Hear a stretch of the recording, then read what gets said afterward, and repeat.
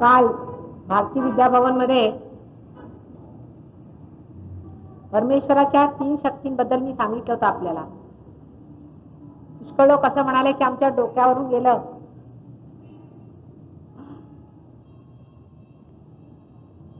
तेव्हा हृदयातून जाणारं काहीतरी सांगायला पाहिजे. डोक्यातनं काही आतमध्ये खरंच घुसत नाही.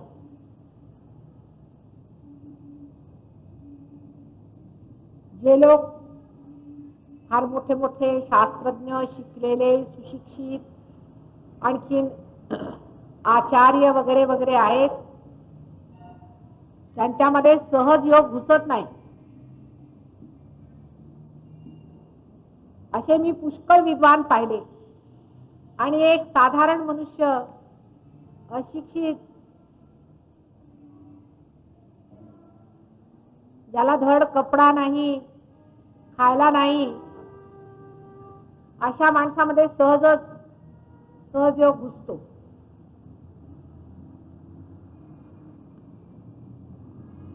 शिक्षणाने परमेश्वर जाणता येत नाही असं म्हटल्याबरोबर सगळे शिक्षणाचे अधिकारी मला मारायला उठले. शिक्षणाने संसारातल्या सर्व लौकिक गोष्टी जाणता येतील, पण परमेश्वराच्या कार्याला जाणण्यासाठी दुसरे मार्ग पाहिजे, दुसरे गुण पाहिजे. पैकी मुख्य गुण म्हणजे भोळेपण, ज्याला इंग्लिश भाषेमध्ये इनोसेन्स म्हणतात.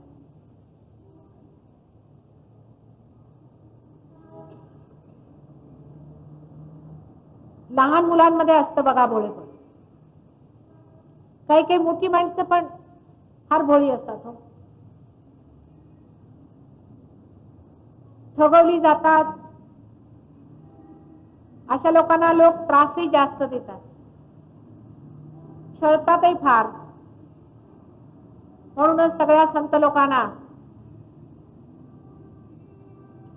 फार छळलंय या जगाने. आणि आजही छळतायत, त्यातच रडू येतं कधी कधी. आपण जी मंडळी पार झालात ही सुद्धा संत मंडळी आहे. संतच नव्हे पण देवता स्वरूप. आज देवताच्या ठिकाणी तुम्ही आला. हीच देवता.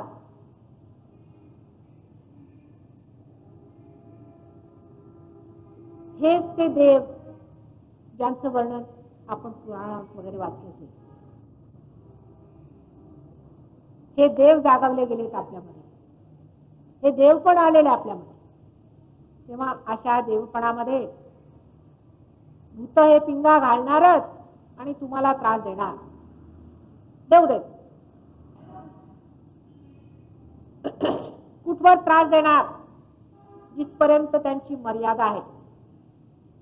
त्यांची मर्यादा फक्त 3 आयामात, 3 डायमेन्शन मध्ये चालते. म्हणजे जे काही लौकिक आहे तिकडे. फार तर तुमच्या शरीराला अपघात करतील,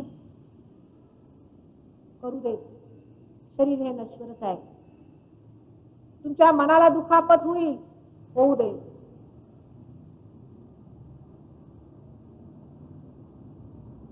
पण तुम्हाला एक बाले किल्ला दिलेला आहे मी, दाखवलेला आहे मी, जो तुमच्याच आतमध्ये आहे. तो म्हणजे निर्विचार स्थिती, थॉटलेस अवेअरनेस. तुम्ही जर त्या किल्ल्यात बसलात तर कुणाची हिंमत नाही तिथे पाय ठेवण्याची, हे लक्षात ठेवा. पण त्या किल्ल्यात बसण्याची सवय लावली पाहिजे. श्रीकृष्णाला रणछोडदास म्हणतात. रणछोडदास म्हणजे दुसरं तिसरं काही नसून या सगळ्या दुष्टांचा मारा चुकवून आपल्या बाले किल्ल्यात शिरला तो, म्हणून त्याला रणछोडदास म्हणायचे. आणि हे सगळे बसले बाहेर बोंबलत.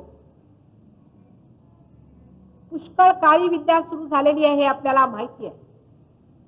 घाणेरडे लोक घाणेरडे प्रकार करत आहेत हे आपल्याला माहिती आहे. ते तुम्हाला त्रास देतात हेही मलाही माहिती आहे. छळतात. करून करून करणार काय?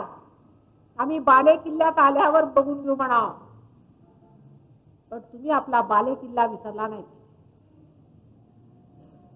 हे संरक्षणाचं स्थान कधीही मानवाला लाभलेलं नव्हतं. ते आज महामुश्किलीने तुम्हाला मिळालेलं आहे. त्याचं द्वार उघडलेलं आहे. त्याच्यात बसा. बघते बरं कोण तुम्हाला छळतंय आणि कुठून तुम्हाला हे आजार होणार आणि रोग होणार. त्या बाले किल्ल्यात तुम्ही बसलं पाहिजे.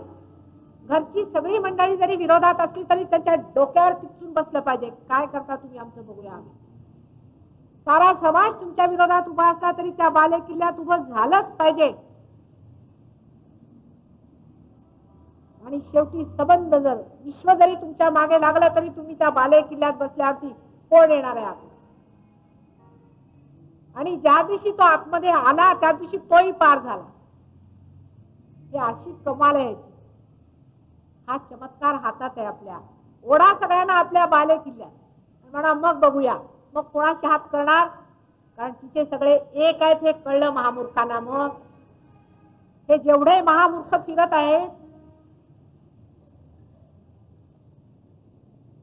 ते स्वतःचे नरक बनवत आहेत. आणि ह्या वेळेला जर दडपले गेले त्या नरकात तर उठू नाही देणार त्यांना.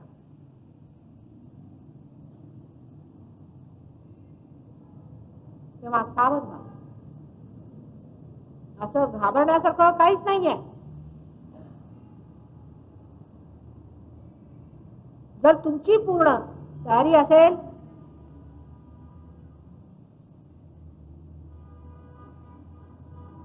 तर या बाले किल्ल्याचा एक मोठा किल्ला तयार करूया.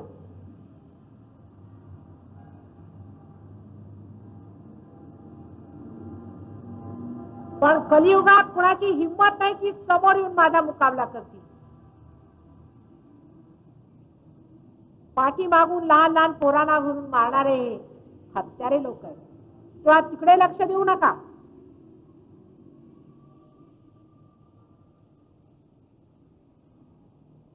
काहीही तुमचं वाकडं होणार नाही आणि कधीही होणार नाही. पण आपलं छत्र मात्र डोक्यावरती ठेवा. त्यांच्या कह्यात येऊ नका. त्या दादरला तुमच्या अशी 2-4 मंडळी बसलेली आहे आणि त्यांनी हे काळे विद्ये इथे सुरू केलेले आहेत. कितीतरी लोकांच्या घरांची धुळदाण करून ठेवलेली आहे. मला माहिती आहे. मी मागे सुद्धा सांगत होते आपल्याला माहिती. त्यातले 2 गेले, सोडून गेले दादर. अजून आहे. त्यांना कोणाचं कल्याण करायचं नाही. स्वतःचं पोट भरायचं, पैसे कमवायचे. कमवा म्हणा, सगळेच कमवत आहेत पैसे. पण नाव देवाचं घेतलेलं आहे त्यांनी. देवाच्या नावावरती पैसे कमवतात आहेत त्याला हरकत नाही.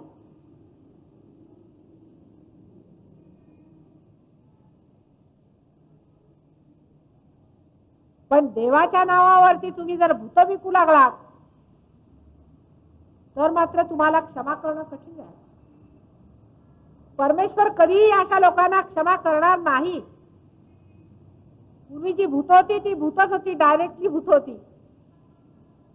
पण आता देवाच्या नावावरती भूत विकणारी ही मंडळी, गंडे दोरे हातात बांधायचे आणि तुमच्या घरात भूत पाठवायची. सर्रास हे धंदे चाललेले आहेत. आमच्या लंडनला तर इतकं आहे की मला आश्चर्य वाटलं. हे लंडन आहे की भूत नगरी आहे. तिथे पाय ठेवल्याबरोबर म्हटलं नुसता भूतांचा सगळी भूताची उभी करून ठेवलेली आहे. ज्या ख्रिस्तानी सांगितलेलं होतं की कोणत्याही भूताच्या मार्गावर जाऊ नका, भूतांची कार्य करू नका, ते सगळे ख्रिश्चन लोक स्मशानात जाऊन तिथून रक्षा आणून राख आणून आणि धंदे करतात. प्लॅनचेट काय करतायत?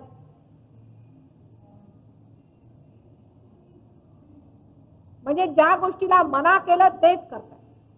हे ख्रिस्तानी सांगितलं तसं एक नानक साहेबांनी सांगितलं. स्पष्टपणे इतकं कोणीही बोललं नव्हतं या भूताटकीबद्दल.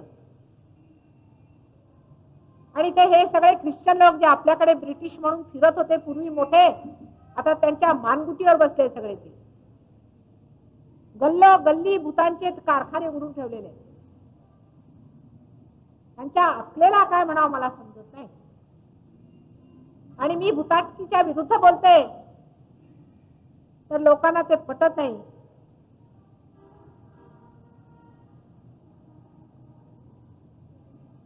फरक एवढाच आहे की आपण लोक त्याला देवाचं नाव देतो, ते त्याला भूताचंच नाव देतात.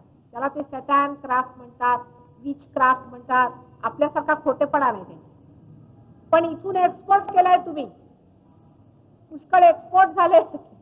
इथून गेले तिकडे मोठे मोठे भूतांचे राजे तिकडे घेऊन, आणि काय पैसे कमवले. एकेका माणसाजवळ 35 रोल्स रॉयस आहेत.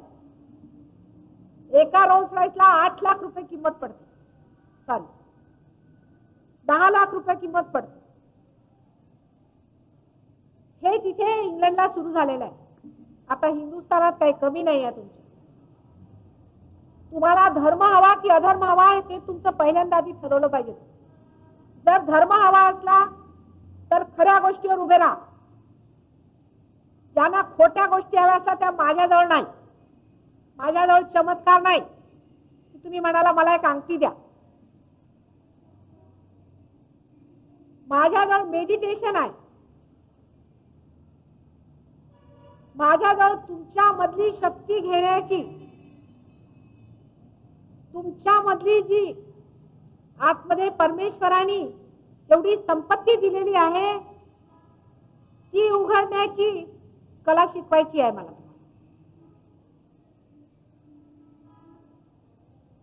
मी म्हणते एवढ्या अंगठ्या वाटतायत हे लोक, तर आपल्या हिंदुस्थानचा संबंध प्रॉब्लेम सॉल्व्ह करा म्हणा ना. प्राईम मिनिस्टर करा तुम्ही.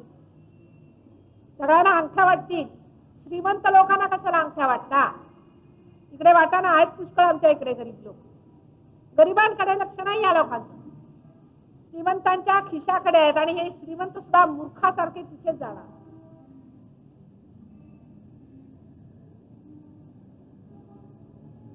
असा हा प्रकार चाललेला आहे. आज ही दैन्य दशा ह्या देशाला आली त्याला कारण ही भूत आहेत हे तुम्हाला माहित नाही.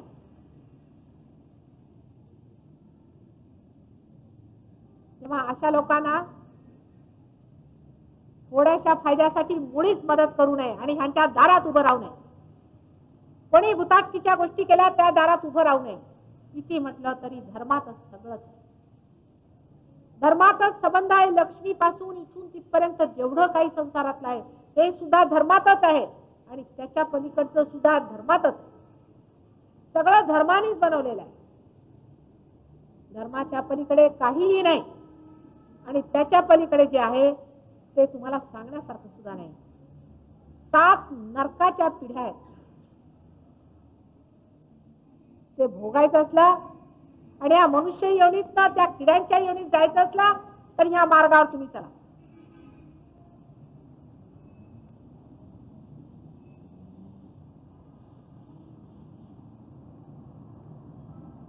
तोंड उघडून ह्या गोष्टीबद्दल बोलायला पाहिजे. हे सगळे जादूचे खेळ बंद करा. त्याबद्दल भिडायची काही गरज नाही.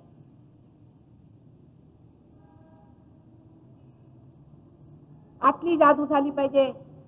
आतमध्ये प्रकाश आला पाहिजे आणि त्याच्या ज्या आनंदात सगळीकडे भरलेली फुलं आहेत त्याचा सुगंध पसरला पाहिजे. म्हणजे हे चिखल जे आहे ते बदलून त्या ठिकाणी कमळाचं एक सरोवर निर्माण.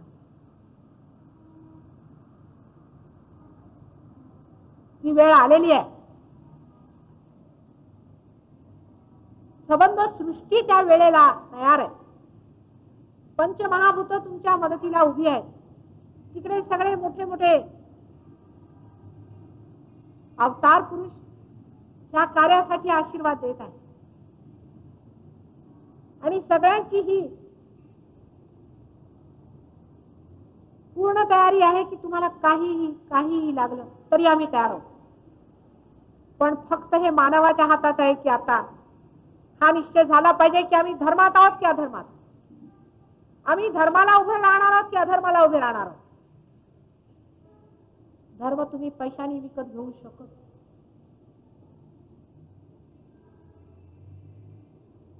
परमेश्वराला तुम्ही बाजारात काढलेला आहे.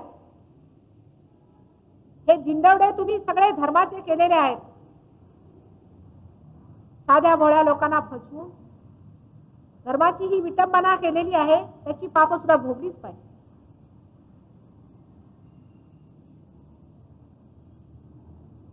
पण सगळ्यात मोठं पाप म्हणजे संतांना त्रास देणे. जे परमेश्वराच्या शोधात आहेत त्या लोकांना मार्गापासून च्युत करणं, त्याच्यापेक्षा मोठं पाप संसारात काही नाही. आणि त्याची शिक्षा इतकी भयंकर आहे की सांगण्यासाठी. तेव्हा अशा कार्यात कोणीही पडू नये. धर्म जितका सुंदर आहे, जितका मार्गदर्शक आहे, धर्म जितका प्रेम देणार आहे, जितका मायाळू आहे, जितका सगळ्यांना आपापसात घेणार आहे, तितकाच धर्म जाज्वल्य आहे. तो जाळून टाकेल, फोडून टाकेल, संहार करून टाकेल सर्वांचा. त्या धर्माची शक्ती आहे तशी अग्नीची असते, हे लक्षात ठेव.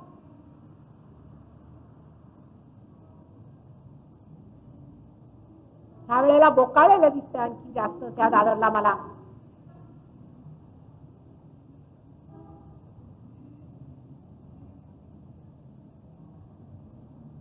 कसले कसले रोग, कसले कसले त्रास आज आम्ही आपल्या आई बहिणी मुलं सगळ्यांना देतो. आम्हीच देतो, दुसरं कुणी देत नाहीये. कुत्री मांजरी देत नाहीत आपल्याला त्रास, आम्ही माणसंच माणसाला देऊन राहिलो. माणूसच माणसाचा गळा कापतोय, कुणी दुसरी येऊन कापत नाही तुमचे गळे. कारण माणसातच राक्षस घुसलेत आणि माणसातच भक्त आहे. भक्तांचे गळे कापणं हेच राक्षसांचं कार्य आहे. जर ते केलं नाही तर ते राक्षस कशाला. पण त्याही पेक्षा बिकट अवस्था अशी आहे की प्रत्येक संतांमध्ये राक्षस घुसलेला आहे. आता मी तरी काय करू. ज्याला आपला मुलगा करते त्याच्यात राक्षस घुसला, आता करू तरी काय मी. त्याला धड मारताही येत नाही आणि जवळही घेत नाही. काय या आईची दुर्दशा. आपल्या मुलांना भेटायला आले तर एक एक राक्षस डोक्यात बसून घेऊन बसलेले आहे. आता मी काय करू. अरे ते राक्षस फेका डोक्यावरचे, कशाला उचलून धरले डोक्यावर. काय दिलंय तुम्हाला राक्षसांनी. हे आज खायला नाही, आज प्यायला नाही. ती धरा हरली तुमच्या पुढे, तो सूर्य हरला तिकडे तुमच्या पुढे. त्या समुद्राने सुद्धा आपला अंग टाकलेलं आहे की संपलो बा या मानवाच्या मूर्खपणाला.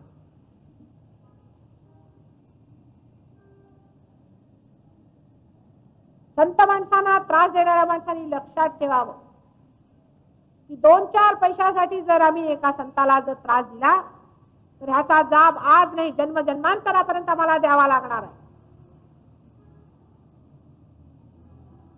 मला हे माहित आहे की आज ह्या समाजात असे 2-4 मंडळी येऊन बसलेली आहे पैसे खाऊन.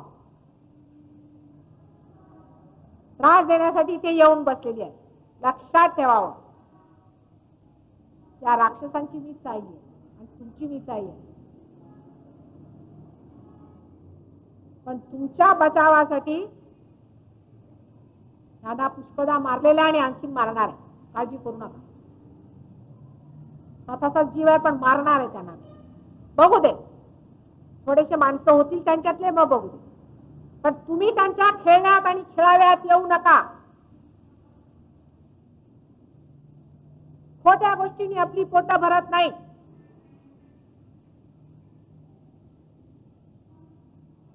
साऱ्या देशाचा नाश तर झालाच आहे, पण पुढल्या येणाऱ्या पिढीचा नाश करू नका. मोठमोठाले जीव आता जन्माला येत आहेत, त्यांच्यासाठीचे नरकपुरी करू नका. त्यांच्या स्वागतार्थ काहीतरी विशेष रचना करा, काहीतरी सौंदर्यपूर्ण करा त्यांच्यासाठी. काय केलंय तुम्ही आपल्या मुलांच्यासाठी इथे. आम्ही उभे आहोत.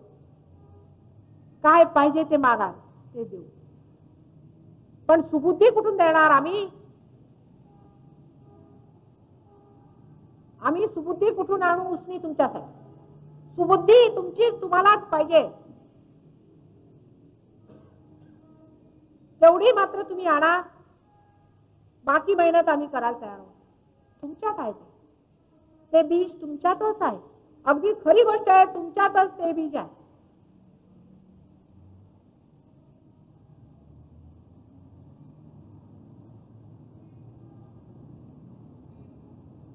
वायाचा वाल्मिकी झाला,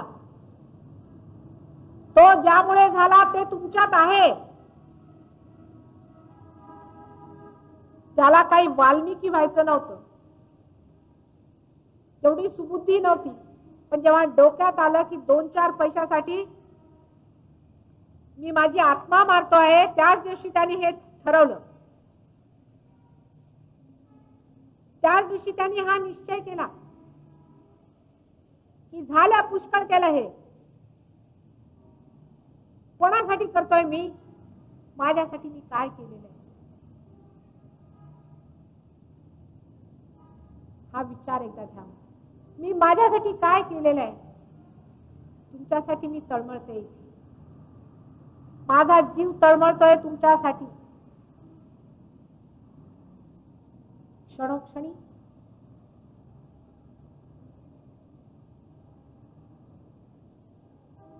तुमच्यामध्ये दिवा लावायचा आहे. दिवा लावायचा आहे तुमच्या, असा दिवा जो साऱ्या संसारात पसरला. या भारतातच तो दिवा लागणार आहे. आपल्याला आश्चर्य वाटेल. आज घाबरू नका. 2-4 दिवसाची ढकल आहे. हे काढून घ्या दिवस. उद्या लोहरीच्या माथ्यावर तुम्हीच लोक जाऊन बसणार आहात, हे लक्षात ठेवा.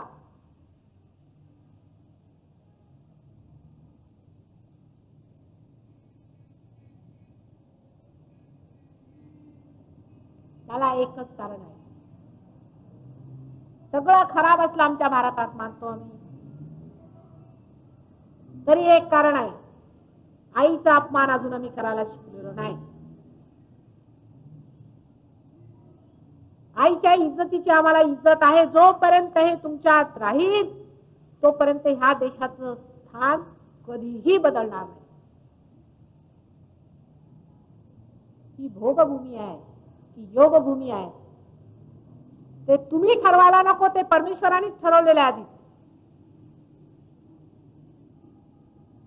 आणि त्या देशात तुम्ही जन्मलेले लोक स्वतःला काय कमी समजता का? खायला नाही म्हणून? अरे तुम्हीच लोक असे राहू शकता, त्या लंडनचे लोक थोडी राहू शकतात असे. त्यांना तर एवढीशी जराशी कॉलर कमी जास्त झाली की रडायला बसतात. हे तुम्ही लोक जे खरोखर संन्यासी लोक आहेत, की कुठे झोपतात, कुठे खातात, कुठे राहतात, मजेत आहात. आईचा आशीर्वाद आहे तुमच्या.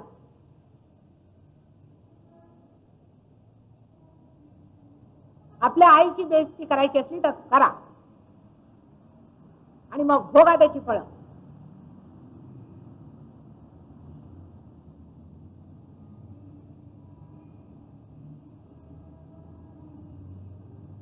आईशी रुसता येतो, रागवता येतो, बरोबर आहे. पण मानवात जर कोणतं सगळ्यात उच्च नातं असेल तर ते आईचं आहे, आणि तिच्यातच तुम्हाला देवाचं दर्शन होतं.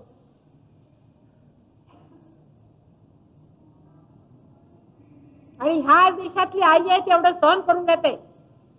तिकडे काही नाही. मुलांना 10 वर्षाच्या झाले की काढून टाकतात घरातून, निघा.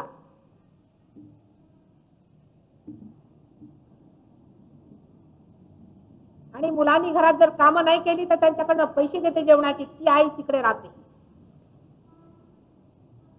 मुलगा मेला तरी चालेल, त्याच्यावरती 2 पैसे खर्च करायला नको, कारण तिला लिपस्टिकला पैसे पाहिजे 90 वर्षाच्या म्हातारीला.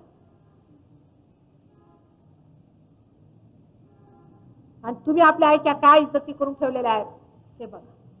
इथेच अशी आई जन्माला येते. भारतासारखी आई कुठेच नाही जगात. तुम्ही जाऊन बघून या. आणि तिचे हे हाल करून ठेवलेले आहेत. हलणार तुमचा पण धर्म. मग धर्म हलवला नाही पाहिजे. आपल्या आईची बेइज्जती करायचा जो काय मनसुबा आहे तो सोडून टाकायचा. ते पैसे बिशे परत करा. सगळं माहिती आहे आम्हाला. आम्ही काय तुम्हाला लोकांना ओळखत नाही काय?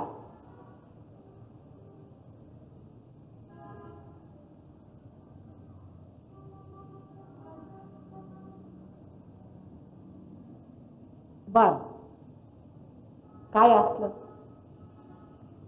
तरी ह्या जन्मात आत्ता पार व्हायचं. आधी लाडू खाऊया मग बघू. त्याच्यापेक्षा आईला काय आनंद वाटणार आहे. सगळा स्वयंपाक सुंदरपणे करून ठेवला आणि मुलावर रागवायचं म्हणजे काय हे, पण करावं लागतं. तेव्हा आता जेवायला बसा, आरामात आरामात जेवायला बसा.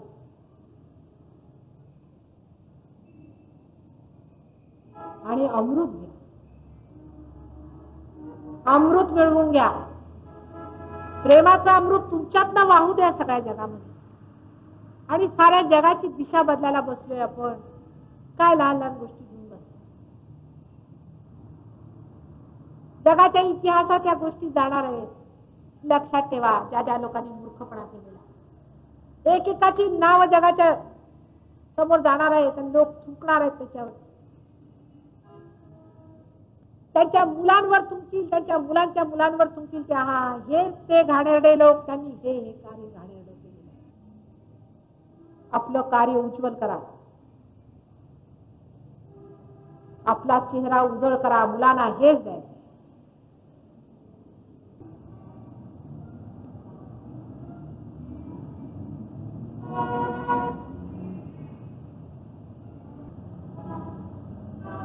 जाना जा, डोळे मिट.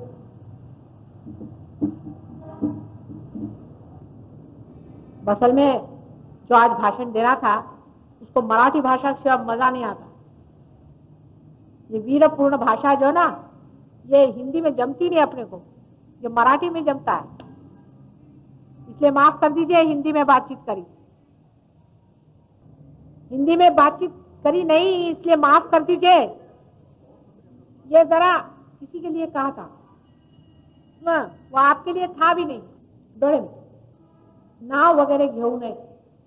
सध्या या वेळेला नाव घेऊ नका. भटकलेले पुष्कळ लोक असतात. गुरु बिरू बरेच केलेले आहेत. काय आहेत गुरु, कोण गुरु आहेत, कोण गुरु नाही आहेत, कोण गुरु आहेत, कोण गुरु आहेत, ते कसं ओळखायचं. त्याला काहीतरी जाणीव असते आतमध्ये, ते कसं समजायचं. ते व्हायब्रेशन्सनी कळतं. हातामध्ये येणाऱ्या ह्या चैतन्य लहरीनी कळतं की कोण गुरु आणि कोण नाही. तेव्हा त्या आधी शिकून घ्या, मग गुरु करा. आधीच काय करता वेड्यासारखे. डोळे तर घ्या, म्हणून आधी गुरु बिरू तिकडे ठेवा. नमस्कार करून सगळ्यांना ठेवा बाजूला. आता सध्या तुम्ही तुमचे गुरु आणि आम्ही तुमचे आहे.